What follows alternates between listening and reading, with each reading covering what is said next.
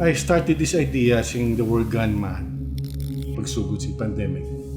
Na feeling ko, I was glued to TV every day to get information on what's happening.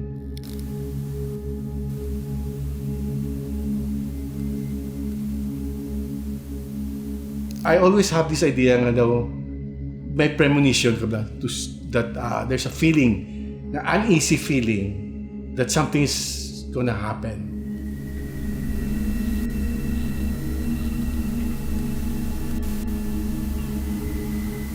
Wuhan is like 10 million.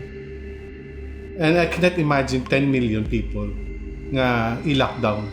How can you lock down a population of 5 or 10 million? Hindi yung pagwaon. That was truly scary.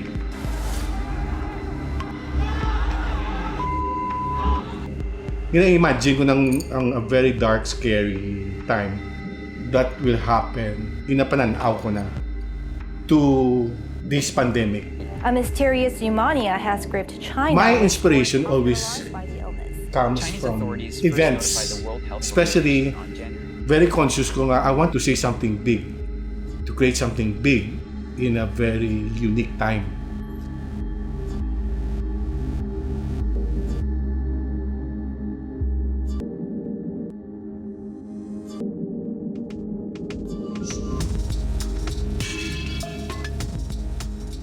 Guy with the blue tongue is the main character, which is me.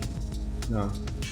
The blue tongue is representing the blue in the darkness, the blueness feeling, and it's unsettling. No. And nagakamang na siya. Around those images of the blue of me crawling are all these.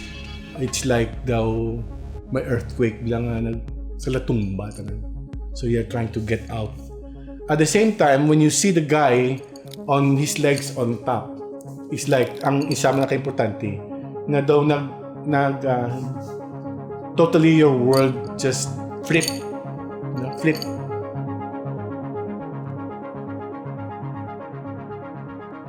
When I was in Australia 2019, in our last trip, first time ko nakita kay Dibuka, 2-horse, headless, like almost very chilling when you see it inside the museum. So I never knew that it would be a premonition of something scary, more scarier, and the idea of fragility of we are all flesh, the fragility of human, of our body. And I have to go back again to the early period. Because I'm diabetic, I'm this and that. Though the fragility of a human body is all part of what is being created. And then there's a bird which is like shouting freedom. No? Came from that image of a black guy being killed by a policeman and he cannot breathe. But at the same time, during the time when you created that, you can't breathe also. Because now, every day you have to have that mask, you have to have the face shield when you go out. Kabudlay maginhawa, especially you have this idea. We are claustrophobic, so it becomes intense.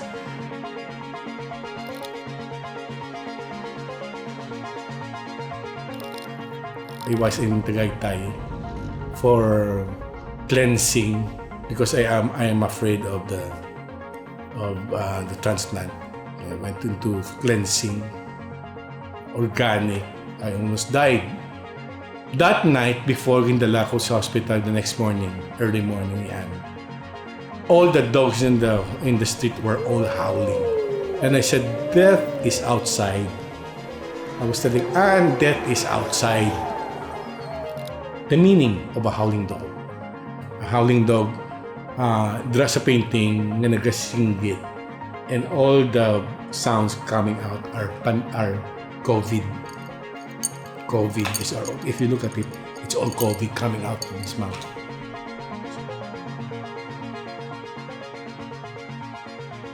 The world gone mad.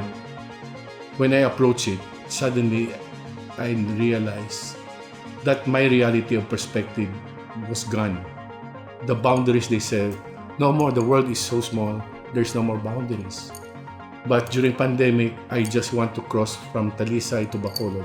May mga gwardiya nga armed. Where are you going?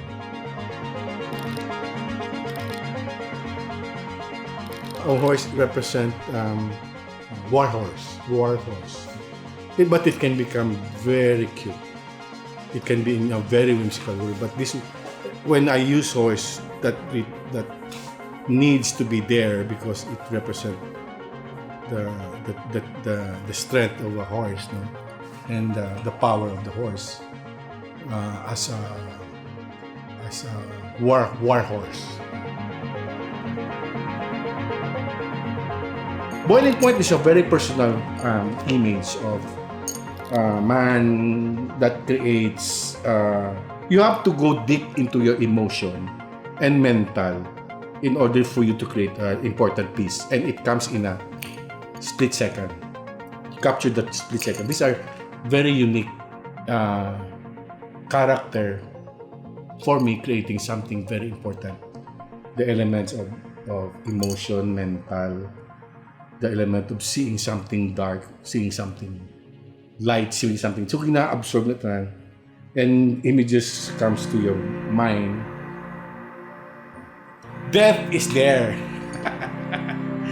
No, death is there around us. Death is always there. Well, you can never escape death, but we can celebrate death and life. In life, you tell the story. In death, you'll be in another realm, in another perspective. And I'm pretty sure, I don't know, I'm still a painter. Probably beside Michelangelo.